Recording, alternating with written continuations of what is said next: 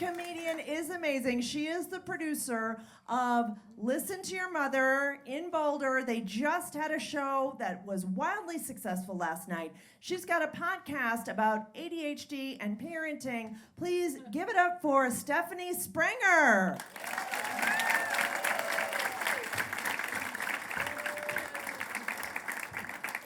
Hello, everybody. Thanks for coming out tonight. So, anyone else out there in the middle of a really ugly, soul-crushing divorce? No, okay, all right. You've got divorced friends, though, right? Who has divorced friends? You guys have some divorced friends? Okay, all right, so cool. So you know, when you're divorced, your friends get really careful about how they talk about marriage with you. Like, they preface everything with, my husband and I are in a really great place right now, but... Or after like bitching about how he loads the dishwasher or changes a diaper, they're like, but things are really great between us. And then they shoot you this nervous sidelong glance. Like, I'm not contagious. And I'm not a divorce salesperson. Like, this is not an MLM, and I don't get a commission if you also get divorced. It's okay. Calm down, Janet. I'm sure your husband really is proficient at oral sex. And perimenopause plus divorce is fun. What is up with the world not acknowledging the crappiness of perimenopause? I realized last week that autocorrect doesn't even recognize it as a word. I mean, sure, it's like menopause light, but it still sucks. I mean, menopause may be worse, but peri is like a foretaste of the feast to come, as they say. It's like the Bud Light to the craft IPA, but it's still beer. So when my married friends tell me they're considering an open marriage, I'm like, oh, you're in peri-divorce. So being divorced, people love to ask me when I want to get back out there, which is code for having sex, right? Like, we all know that. And interestingly, a lot of things have come back around since the last time I was out there. Eyebrows, high-waisted jeans, pubic hair. Did you guys know that pubic hair is back? Like, I'm so relieved about this. No, it's true. Like 10 years ago, when everyone was rushing to get laser hair removal, I was like, you might want to hold off on that. That's a permanent solution to a temporary problem. And you never know when the bush might make a comeback. And also, you haven't had kids yet. And someday, you may need a literal beard to hide a post-childbirth below-the-belt turkey waddle situation. It's a real thing. But back to midlife sex. So, middle-aged, divorced people are out there screwing like college kids, and my assumption is about the same percentage are practicing safe sex. And unfortunately, the risk factors haven't changed, but the name has. Now we say STI instead of STD, because somewhere between giving out those field day participation medals and banning timeouts, we realized that infection is a little gentler on the ego than disease. Condoms are still the same, though. I mean, just the sound of opening the damn package is enough to kill the mood. It sounds like somebody's hiding under the bed, eating a bag of Doritos. I guess I'll bust out the banana and practice that sexy condom application they taught us in college. Because, like, how do you trust anybody? Is it like an honor system thing? I mean, do you ask for a note from their doctor? Hey, yeah, I'm totally clean. Okay, Chad, receipt, please. Like, do you get a notification, like with COVID? You may have been exposed to a super spreader. Like, I feel like I should just be able to scan your dick with my iPhone. Can you make this thing any bigger? But I think there should be an app, right, to avoid all these awkward conversations. And the app has it all. It's got your most recent STI labs. I mean, you could have banged an entire water ski team since your report last Tuesday, but you could also verify birth control. Like, sure, you say you've had a vasectomy, but have you really, Chad? Better check the app. There could be a tab called Fucked Anyone I Know, where you can cross-check your potential dates with your next-door neighbor, college roommate, PTA president. You don't want that. reviews on the app. Like, it's a slippery slope. I mean, 2 stars. Quacks like a duck during climax. Insisted on calling me Tawny. No, hard pass. But I mean, really, with the app, you could rule out all these deal breakers. Micro penises, teabagging fetishes, passionate backyard chicken owners. Really, no more cringy conversations. Just like, here, scan my QR code and you can find me on Clapchat. So, more bad news for the recently single. I hate to tell you guys this, but pretty much everybody just got out of a relationship with a narcissist. Let's not question the mathematical probability of this. But really, truly, apparently, our only options out there are narcissists and gaslighters. It's not pretty. Every time somebody refers to their ex as a narcissist, I want to do my, like, Princess Bride, Inigo Montoya, like, you keep using that word. I do not think it means what you think it means. A narcissist isn't actually a person who once hurt my feelings, right? You know? And also, apparently, everyone's ex has let themselves go. Now, I find this extremely unlikely, given the very aggressive beauty industry we're marinating in right now, for which I personally blame Kohl's. Because they let Sephora infiltrate their mom jean mecca. And now it's like, even my 12-year-old is obsessed with sheet masks. Like, eye masks. I'm sorry. Your under eye area requires caffeine and stem cells for why?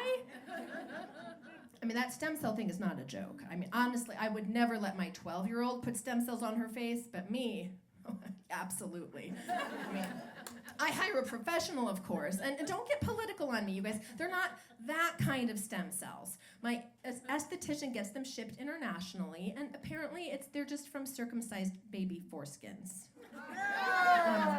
I know. I had to clarify this when my friend recently complimented my skin, and I told her it was probably just the penises. She was concerned.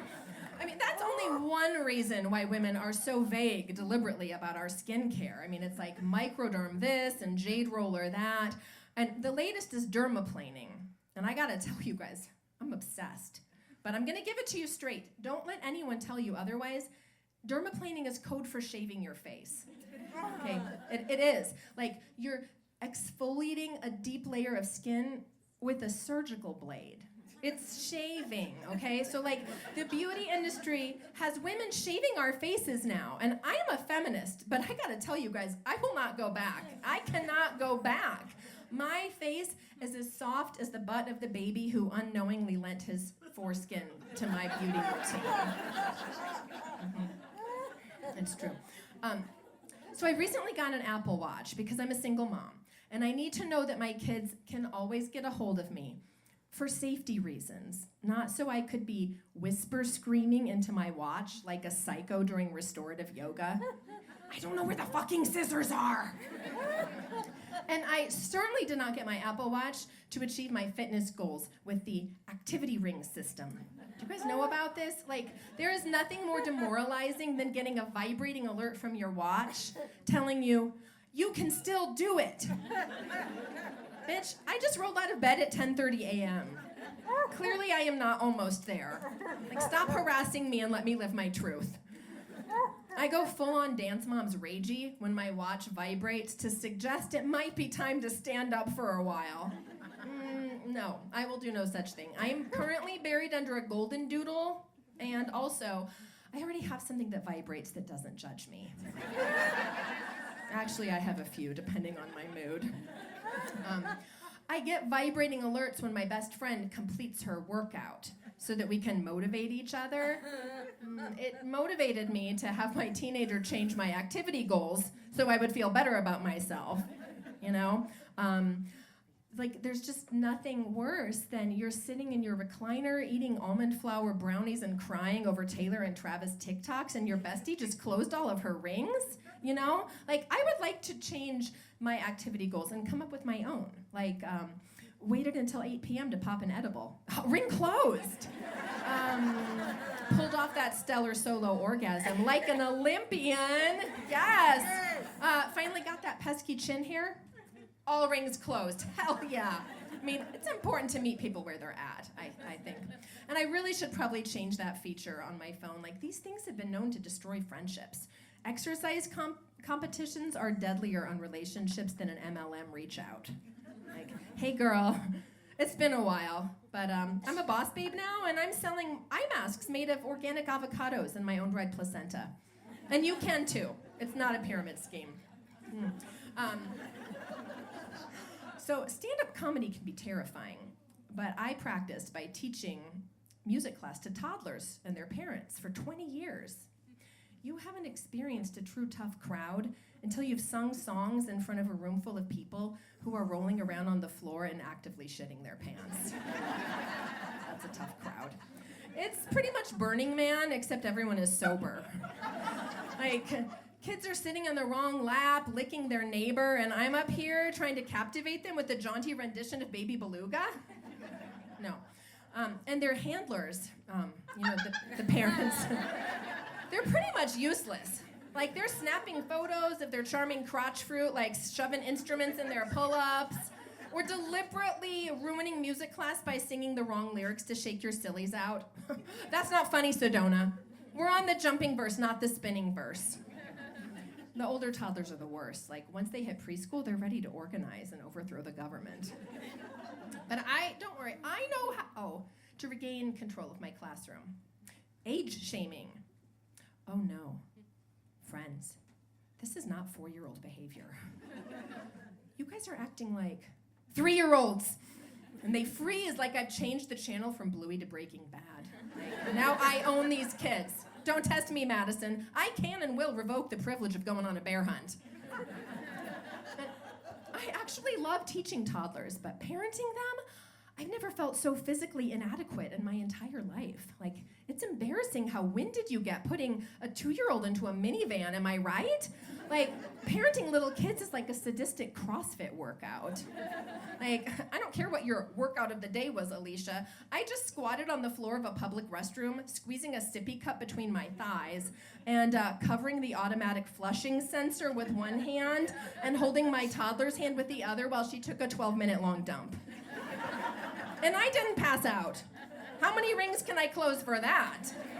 Like, there's no recognition for mom fit. There's no leaderboard. Like, fuck your burpees, Becky. I just broke a sweat running around my house for 45 minutes looking for Night Night Bunny, okay? Like, my heart rate is elevated just from signing my kids up for camp the minute registration opens. My Apple Watch is like, it looks like you're exercising. Congratulations, you finally did it. I mean, moms deserve some credit for that high-pressure camp registration bullshit, right? Like, free margaritas are a 10-cent joint when you sign up for all 3 sessions in January. Okay, I have a confession. I've never signed my kids up for summer camp. I didn't realize I was expected to do that. So when all the other moms were swapping summer plans at pickup, I proudly shared my plan. While their classmates were attending golf lessons, Future Politicians of America Club, and outdoor activity camp, my children were enrolled in 1980s Summer, hosted by yours truly. Make mud pies, help yourself to the pre-packaged Costco snacks, splash in the disease-riddled petri dish of a backyard pool. Maybe avoid the slip and slide. The dog just peed on it, and this camp doesn't have liability insurance. But we do have activities. We go to therapy every week, and that's the most expensive extracurricular activity of them all, am I right? So thank you. You guys have been so great tonight. Thanks for coming out. Let's give it up for Andrea